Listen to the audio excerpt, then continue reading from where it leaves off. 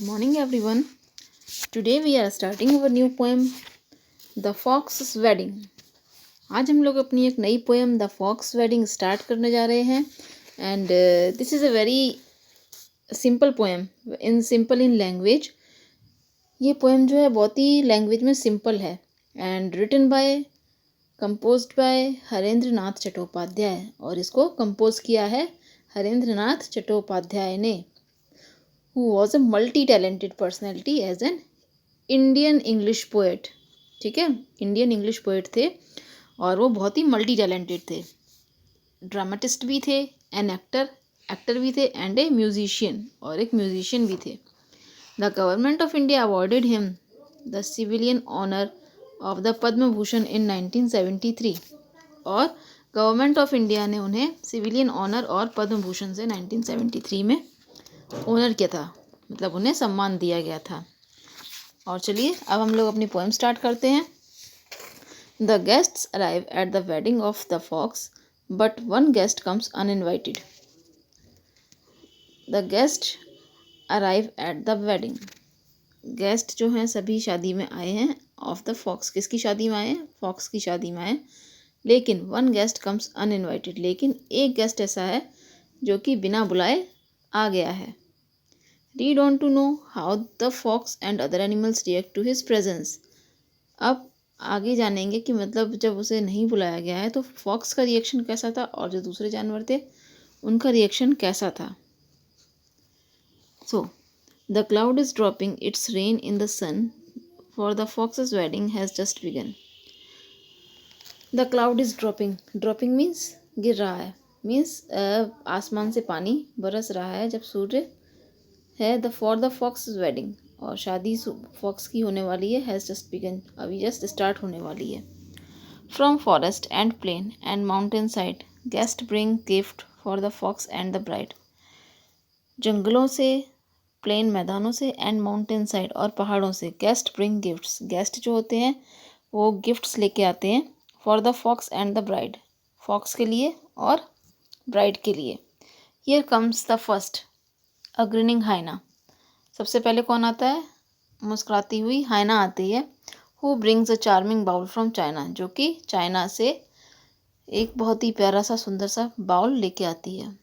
Here comes the second, a lion bold. और second मेहमान कौन है उनकी, उसका शादी का? अ लायन, एक lion. Whose gift is the mirror of African gold. और उसका गिफ्ट क्या है? अफ्रीका के गोल्ड का. अफ्रीकन गोल्ड जो है बहुत अच्छा माना जाता है, तो वहाँ के गोल्ड का एक शीशा है. Here comes the third, a crocodile. और उसके बाद थर्ड मेहमान जो है वो कौन है? क्रोकोडाइल है.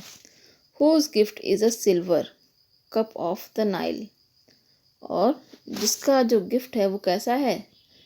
चांदी का है, मीन्स सफ़ेद चमक रहा है. Cup from the Nile, Nile से एक कप लेके आया है.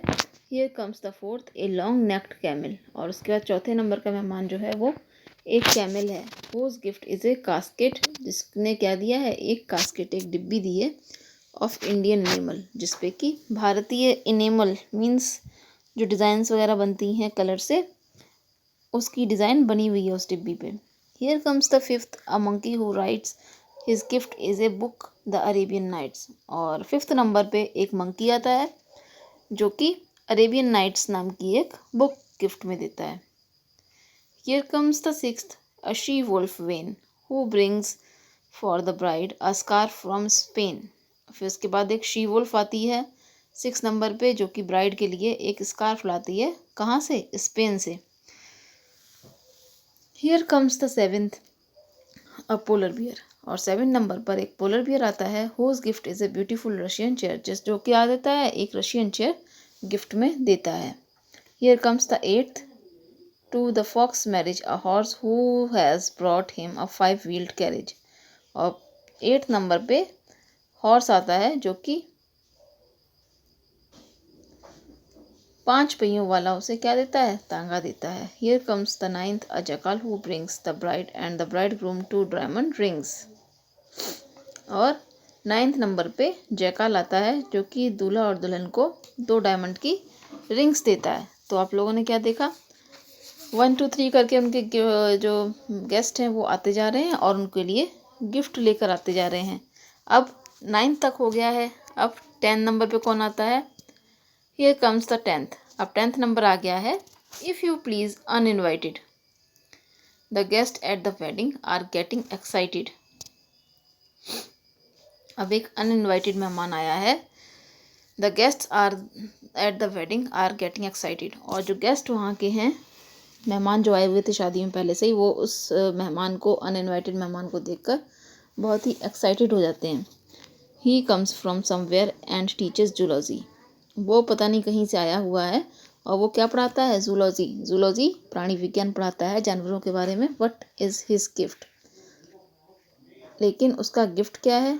एन एम्प्टी अपॉलजी, एक खाली माफ़ी। But why has he come to the fox feast? लेकिन वो फॉक्स की फीस्ट में, दावत में आया क्यों है?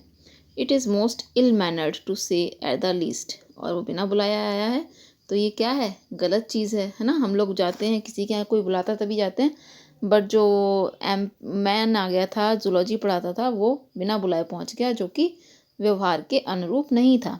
The fox then addressed. तभी जो फॉक्स है वो संबोधित करती है the guest who were present, जो मेहमान वहाँ पर थे पहले से। Let us be friendly, let us be pleasant. हम लोग चलो मित्र व्यवहार करते हैं और हम लोग सब खुश रहते हैं। लेट अस बी सिविल, हम लोग सब सिविल, सभ्य रहेंगे।